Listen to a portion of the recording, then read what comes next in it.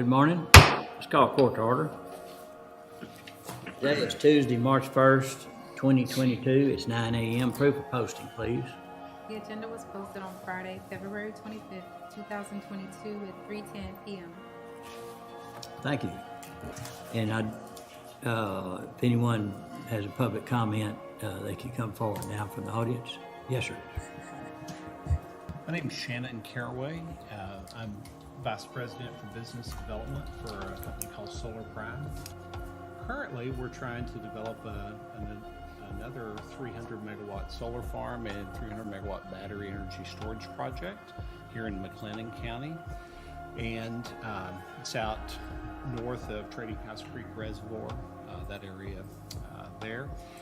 We're preparing to submit a proposal to this body soon for a county tax abatement for the project, and just wanted to stop by ahead of time, introduce ourselves, and tell you what we're doing.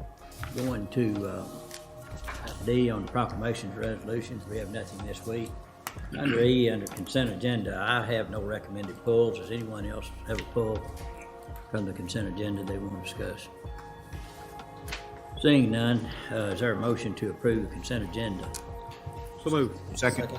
Motion second. Any other discussion? Other discussion, all in favor say aye. Aye. Opposed? Pass. All right, Dustin? Yes, sir. Judge, if we could go to item N1, this is discussion and or action on matters regarding COVID-19. These case numbers have decreased for the hospitals. All right, Judge, do you want to accept that for recording purposes? Yes. Is there a motion to accept that report for recording purposes? So moves. Second. There's a motion and a second. Any other discussion? No other discussion. All in favor say aye. Aye. Opposed? Pass. All right, if we could go to item N10, presentation from Texas State Technical College regarding Central Texas Industrial Training Center. There's a mismatch between the number of jobs that are available and the number of people that are available to fill those positions. Move to accept for recording purposes. Second. Have a motion and a second. Any other discussion? No other discussion. All in favor say aye. Aye. Opposed? Pass. All right, if we could go to item N6, this is the Greater Waco Chamber of Commerce Monthly Economic Development Report for January 2022. Know that we have had one project announcement for this first quarter, and that was in McGregor with Messer. All right, if there's no questions, or a motion to approve the chamber report for recording purposes? Motion to approve. Second. We have a motion second. Any other discussion? Other discussion, all in favor say aye. Aye. Opposed? Pass. All right, we can go back up to item F, budget amendments. F1's regarding the FY22 budget. Francis? FY22 budget amendments, starting with F1A. Is there a motion to approve F1D through F1I? So moved. Second. We have a motion second. Any other discussion? No other discussion. All in favor say aye. Aye. Opposed? Pass. Under item G, bids, RFPs, RFQs, G1 is authorization of recommendations. G1A regarding bid 22-004, aggregate surface treatment for delivery and pickup. All right, what's the pleasure on items G1A? Motion to approve the purchasing director's recommendations on the bids. Second. We have a motion second. Any other discussion? No other discussion. All in favor say aye. Aye.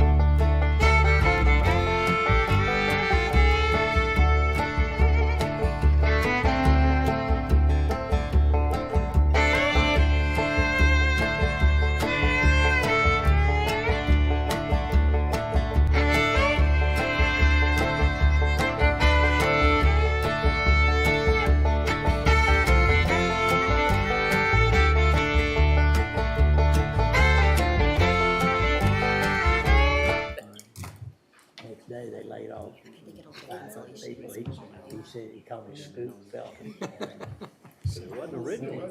Okay. We recording? All right. Let's call court back to order, Today is Thursday, August 30th, 2022. It's 5:30 PM. Proof of posting, please. The agenda was posted on Thursday, August 25th, 2022 at 4 p.m. Okay, thank you. Let's pause briefly for a moment of silence and then we'll pledge to the flags.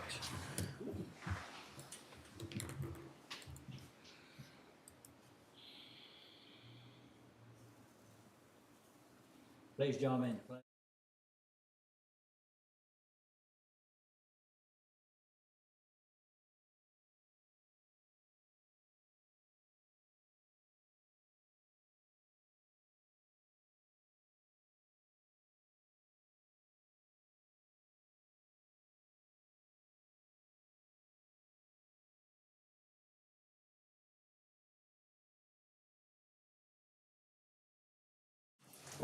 Thank you.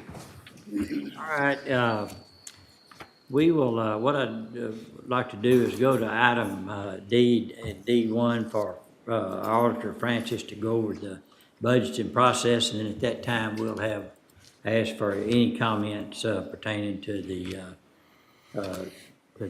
tax rate and any other matters that may come to their mind. So, Francis? Sure. So, we've been working through the summer. You created the proposed budget. We filed that proposed budget on July 28th. Also on July 28th, you proposed a tax rate to fund that budget. You proposed a rate of 0.376355. That is a nearly 4.9 cent decrease from the current tax rate. About 11.4% decrease in the rate. The rate you proposed falls slightly below the no new revenue rate. So we are below, as the rate is proposed now, it is below the no new revenue. That decrease in the rate from the current rate to the proposed rate, just to give you an idea, on every $100,000 worth of appraised value is $48.65. So that's a decrease in the levy for every $100,000. And so today we have the budget for you to vote on, and the budget that you're voting on today consists of the proposed budget filed on July 28th. So that was, of course,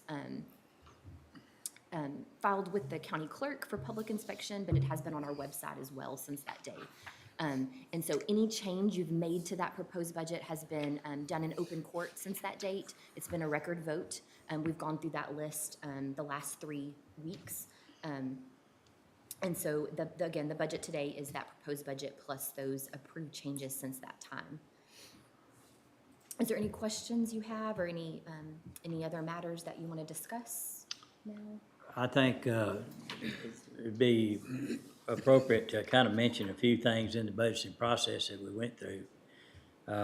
One was we started out with a goal of trying to obtain be able to approve a no new revenue rate or under if possible. And so thinking about that, going through the budgeting process, we were very conservative. We looked at, everybody had a request, we looked at it, but the court did a great job of bringing us back to what our original goals that was set, and kept focusing on that. To be able to achieve the no new revenue rate, just the 1 year's budget alone couldn't do that. So what we had to do is pay for that with excess dollars that we had built up from the prior years. Some of that caused by COVID, where a lot of our activity cut back, and so we didn't spend all the budget money, all the money that was budgeted due to COVID. And so we felt like the taxpayers invested in that, and they wanted us to put it at the best use. And so the best use, instead of having it sitting in a checking account, is to apply that money towards this next year's budget and be able to get that no new revenue back down. The other thing we did is we put a lot of concentration on positions that hadn't been filled that were budgeted, that it looked like that we weren't gonna be able to fill a lot of those positions, so why budget for them? Let's invest those dollars back into the future budget that we would have, and at least for this year, and we have for the last 3 years, been able to go to the no new revenue rate. And then if you go back like the last 6 years, we've lowered the tax rate tremendously through that time. Now, that is because our commercial side of our taxable assets in our community were primarily driven by industry coming in here. And so that is proof that investing money in economic development is a smart thing to do, because if our tax base, the higher percentage we have of commercial and industrial property of the overall tax revenue, the less burden it is on the homeowners. And on top of that, there are all the opportunities for homeowners, especially those 65 and older, to be able to take advantage of having a discounted rate due to those homestead exemptions and age-related deductions. So I'm real proud of the budget that this court's come up with. The court did a great job in working on this, and I don't think that you'll find another taxing entity in this county that will be able to get to the no new revenue rate. Under it. I mean, or under the no new revenue rate. Thank you. And welcome any other comments that might be appropriate. Well, Judge, I would reiterate what you have already, and second what you've already mentioned, that the tax rate being proposed is for the third year in a row under the no new revenue rate. And I think since 2017, our tax rate has actually decreased almost 13 cents, which is remarkable. That's in excess of 25% probably decrease since 2017. And we've still been able to do what we need to do. Right. At this time, unless there's anything else from the court, I'll open up for public comments. And then, not to confuse anyone, but we can open up the comments now, but we also will have a public hearing. So I'm really kind of merging them together, that you can talk about the tax rate or the budget, either one. And then we'll open that hearing just here shortly. So I didn't know whether you wanted to speak to the court or not. Sure. So if you would, have a seat and give us a name and your address and who your commissioner is, so we can direct anything to that person. I already knew who it was. All right, so my name's Eric Schaefer. My address is 228 Oklahoma Avenue in Hewitt. And Mr. Perry is my commissioner. So I do want to thank everyone for setting this at a time outside of normal business hours. I couldn't have made it today if it wasn't that case, because work has been real busy. I've got hard hat hair, so I'm not as polished as everyone else in the room. Got mud on my boots. But I do want to share that I've been pretty consistent with a lot of things. I think it's important to be cautious with taxpayers' money, and I haven't studied the budget, but I believe that in the past there's been substantial amount of money set aside for certain things, and I think it was mentioned earlier, the positions that maybe weren't filled, and possibly that includes the $1.6 million that was set aside to hire jailers, maybe from last year's budget, I'm thinking, but those were never filled. So I just want to make sure that we're not baking that into current budget. If, if we're really not going to fill those positions, let's not draw those dollars out of the taxpayer to then give them back maybe in a future Great. session. I think reducing the tax rate since 2017 has been great. I think the growth in Waco has helped with that. It makes that easy to, tuck in your pocket as a, hey, look at what I did, because with all that growth comes a lot of revenue. So it makes cutting back the tax rate easier. But I would like to say that we need to be cautious with how much funds we make available to different entities.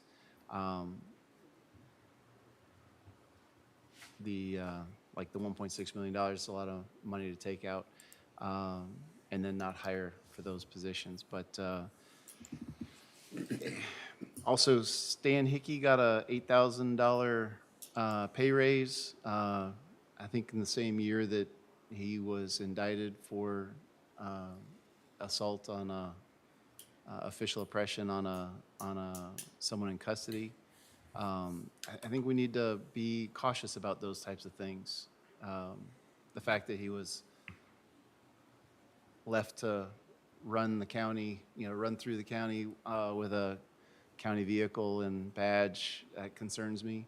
But then to give him a pay raise after that, I'm not exactly sure who controls that. But I just think we need to be real cautious about these things and make sure there's some more oversight maybe. I don't know how it happens the way it did. I don't know why he didn't have consequences that a Waco PD officer had a year prior for the same offense. But if we're throwing money at these people, we're kind of rewarding bad behavior, I think. So if we can rein those funds in and be more cautious about where they're going, I would encourage that. So that's all I had. Thank you. Thank you, appreciate it. Sure. Thank you for coming. I like your shirt. Okay. All right, going to, under items D1B, public hearing on proposed FY '23 budget.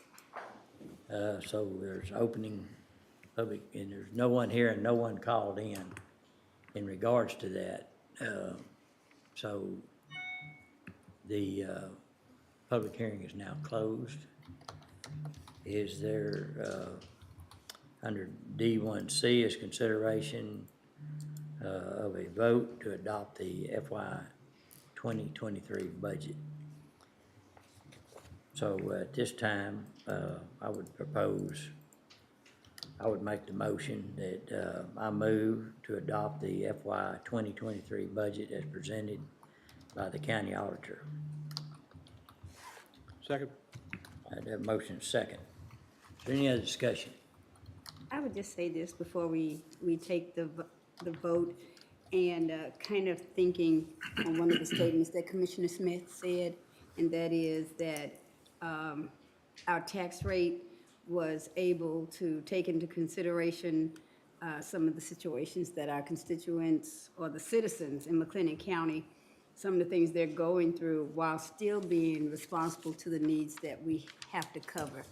And so I think we did a really great job of adequately funding our indigent health program. I think we should be commended for the allocation we gave to Waco Family Medicine. Even though we were responsible, and Commissioner Perry and I laugh about the word conservative. But even though we were fiscally responsible with our tax rate, we were able to still do the things that county government is designed to do. And I'll just share this last testimony as we take that vote. I have a constituent who lives in Belle Meade, and she's a renter. And she has lived in her home for the last 11 years. And her rent for the last 5 years has been right at $1,000 plus. And so I'm thinking it's a nice home. After the appraisals were delivered to homeowners, I guess whoever owns the home she rents passed on whatever increase to her, and her rent went from $1,000 plus to $2,800.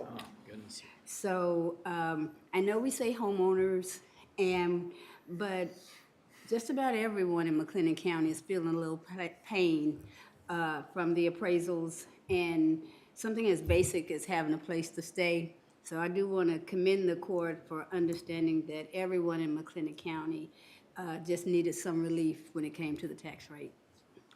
I hate to be a negative Nelly, but if you, we dropped the rate about 11%, but the average appraisal went up about 19%.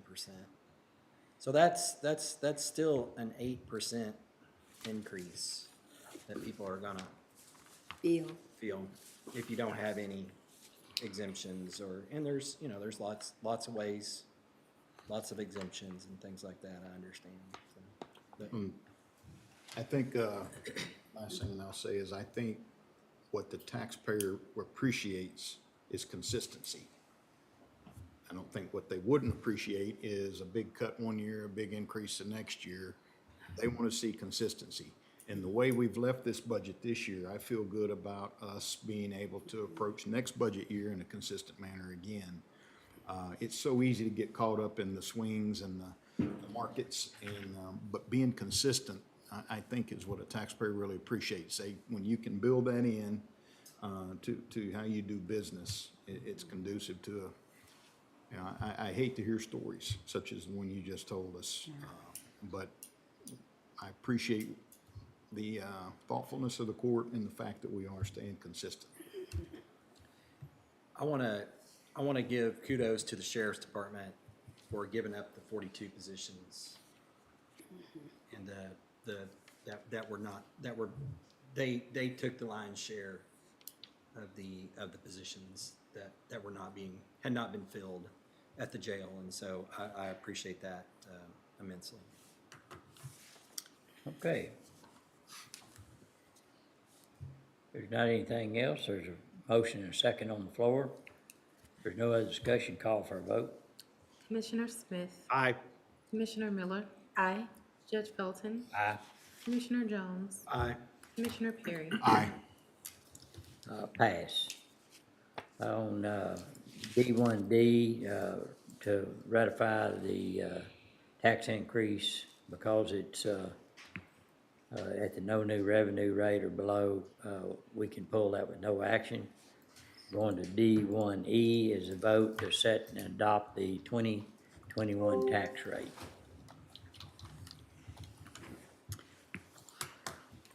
You need a motion, Judge, or what do you? Yes, sir. Read it, if you'd read it like it's stated, if you agree. I move that the property tax rate be decreased by the adoption of a tax rate of 0.376355, of which 0.34802 will be for maintenance and operations, and 0.028335 will be for interest and sinking. Second. I have a motion and a second. Any other discussion? No other discussion, call for a vote. Commissioner Smith, Aye. Commissioner Miller, Aye. Judge Felton, Aye. Commissioner Jones, Aye. Commissioner Perry. Aye.